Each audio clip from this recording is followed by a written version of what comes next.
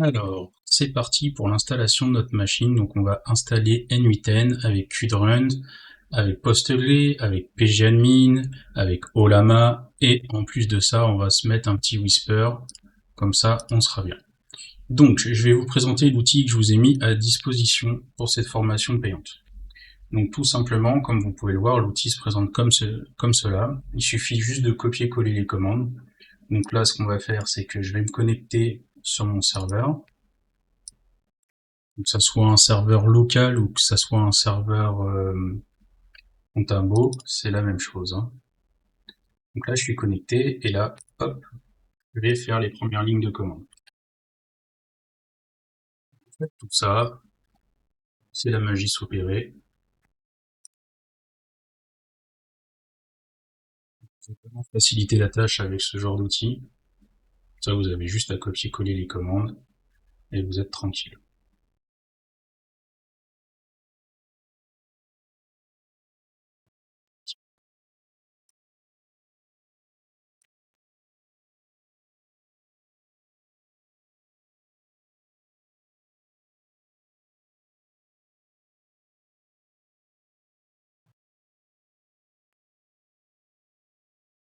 Donc voilà, là on installe toutes les dépendances nécessaires.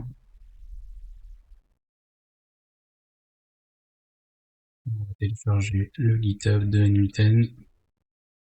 Et cette ligne de commande me permet de transformer le dossier avec le nom lifmewwork. Donc si vous changez, pensez bien après à faire les bonnes lignes de commande derrière. Enfin, c'est des lifmewwork. On va supprimer les fichiers de config de base env et docker, parce que franchement, ils ont été mal configurés. Et on va utiliser notre générateur. Comment ça se passe? Si vous voulez n8n, de toute façon, il vous faudra Postgre. pgadmin, c'est une interface qui va vous permettre d'administrer votre base Postgre. Moi, je vais installer la totale. Hein. qdrund, ça permet de faire un système de RAG, donc de chatbot, qui est entièrement hébergé sur notre machine. Donc, ça va m'intéresser. Surtout que ça gère aussi les bases vectorielles. Je vais installer Ollama. Ollama pour tout ce qui est modèle LLM. Là, notamment, je vais l'utiliser pour du nomic. On verra ça plus tard dans les prochaines vidéos. Et Whisper, ça va me permettre de transformer ma voix en texte pour pouvoir utiliser notre agent IA avec notre voix. Je fais générer le fichier Docker Compose. Là, on voit qu'on a toutes les lignes de code qu'il nous faut. Donc, je vais copier tout ça.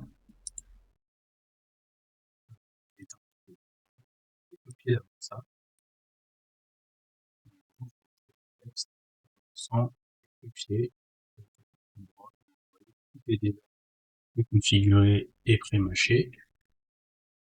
Jusque là, tout va bien. Je fais un CTRL X, Y, et je descends un peu plus bas pour mon fichier.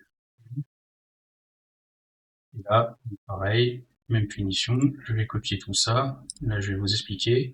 Donc là, il me faut le mot de passe de ma base Postgre. Donc, je vais mettre ceci et un test. Le nom de ma base de données, je vais l'appeler n8n. Là, c'est la clé API qdrund. Donc, c'est quand vous allez vous connecter au dashboard de votre qdrund, ça, il va vous demander la clé pour pouvoir éditer les bases de données.